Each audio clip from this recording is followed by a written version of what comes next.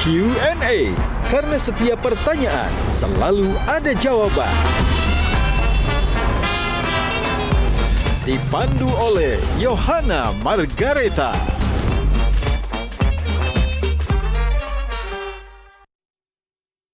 Dipersembahkan oleh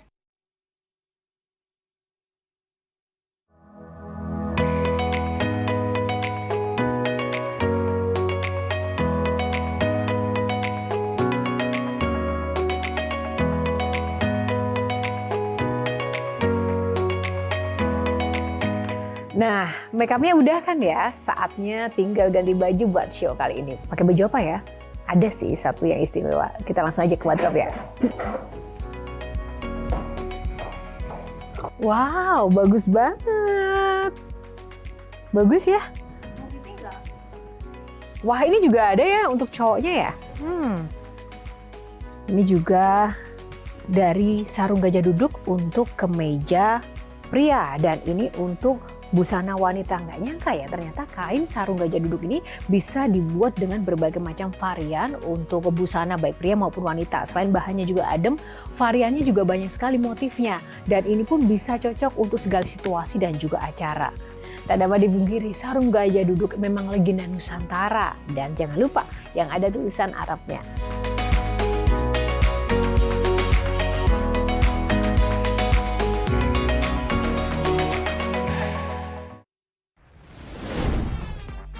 Maman Suherman,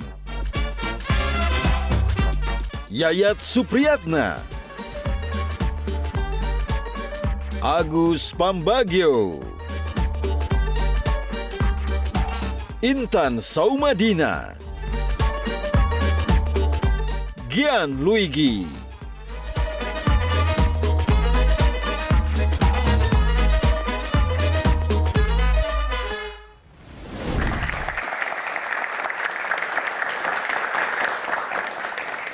Halo pemirsa, apa kabar? Semoga Anda selalu sehat dan semangat dimanapun Anda berada. Jumpa lagi bersama saya Yohana Margareta dalam program unggulan Metro TV Q&A. Karena setiap pertanyaan selalu ada jawaban.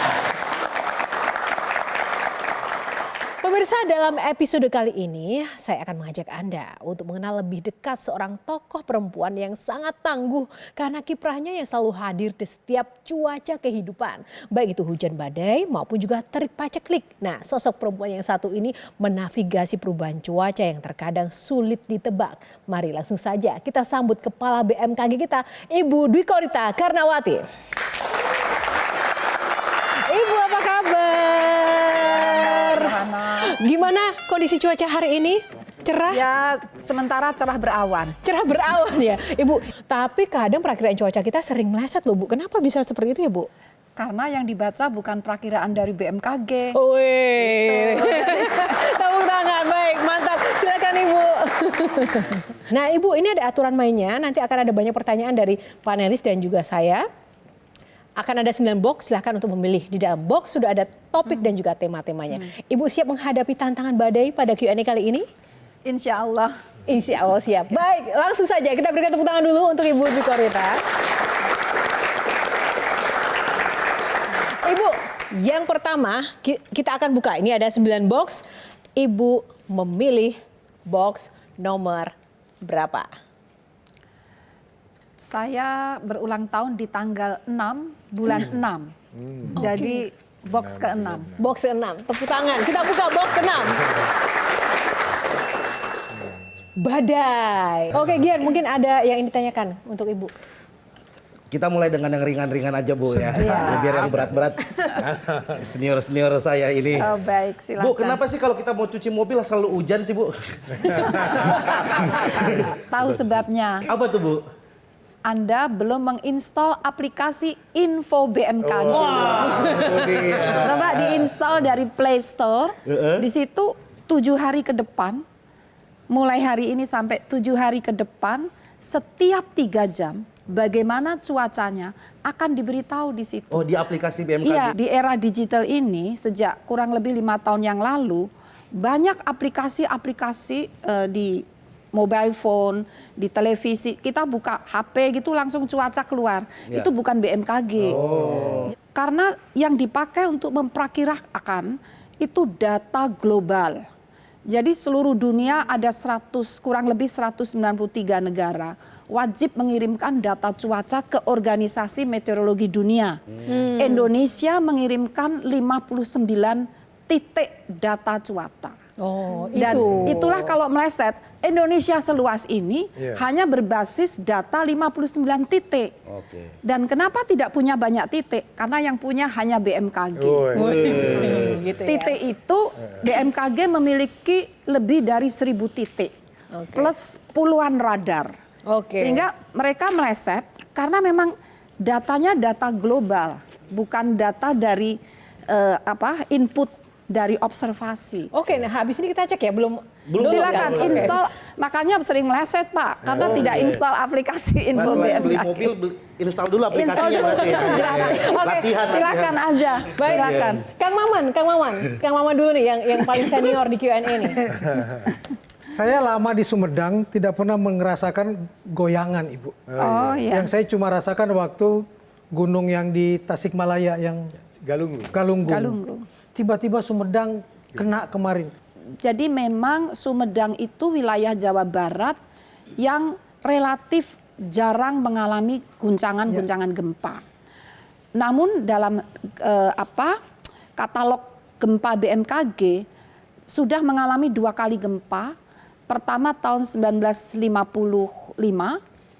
kemudian yang kedua tahun 1972. Dan semuanya dirasakan, meskipun magnitudonya tidak besar, tapi juga menimbulkan kerusakan. Nah, jadi yang kemarin itu adalah yang ketiga.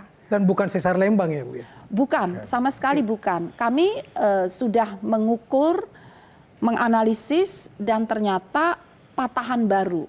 Patahan baru itu artinya belum pernah teridentifikasi. Di Indonesia ini ada sekitar 293 patahan yang aktif ada di darat yang sudah teridentifikasi.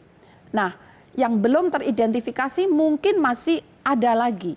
Cuma kita kalau belum terjadi belum bisa. Itulah bedanya gempa. Nah, Ibu menjabat sebagai kepala BMKG, otomatis kan banyak kemudian harus standby ya, mitigasi dengan bencana-bencana yang tidak terprediksi seperti itu. Dalam kehidupan sehari-hari hidupnya tenang nggak sih Bu sebenarnya? Ya awalnya juga tidak tenang, tapi kita kan menikmati stres. Menikmati stres. Ya. Kalau Kang Gayat menikmati stres kayak Ibu nggak dalam pekerjaan? Kan sudah mengenal juga ya lama ya. Pertama gini Bu, di BMKG itu lebih banyak cerita sedih atau cerita senang Bu. Karena pertanyaan menarik ketika ada bencana, ada banjir, ada kekeringan, ada gempa, itu kan banyak cerita sedihnya. Ya. Jadi betul mana mengelola sebuah lembaga yang banyak cerita sedihnya gitu.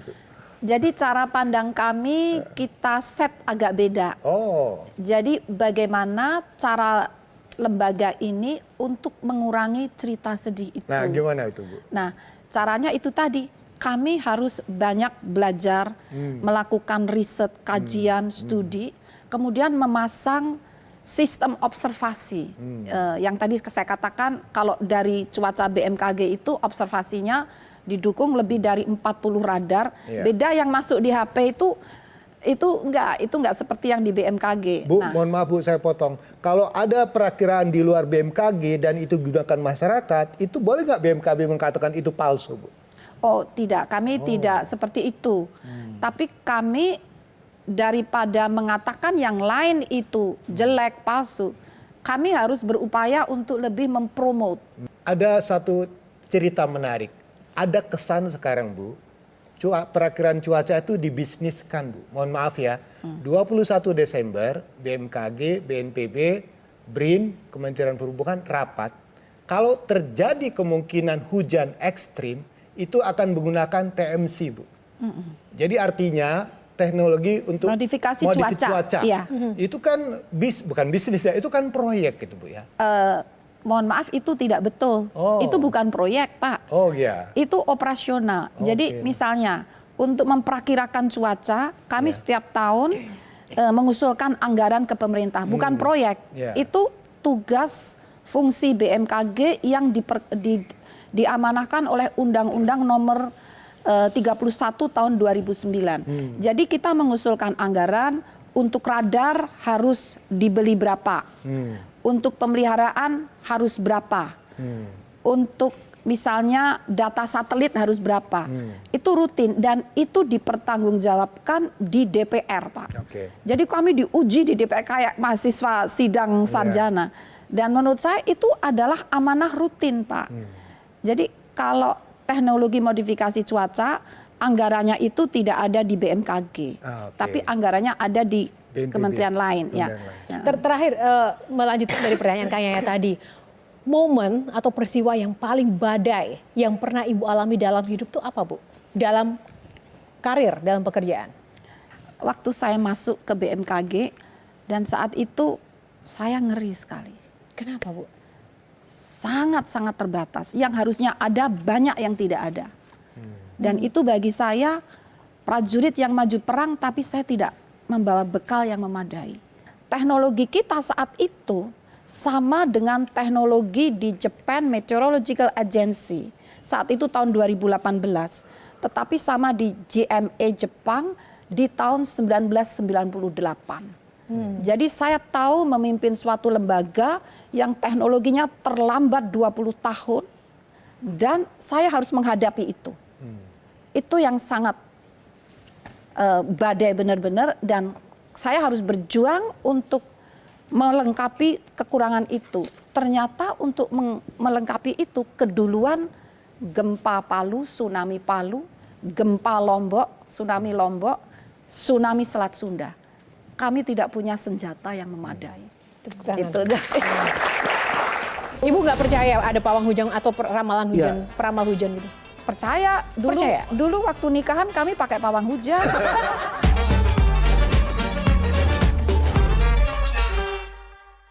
Dipersembahkan oleh Jelajahi cara baru mendapatkan informasi. Download Metro TV Extend sekarang.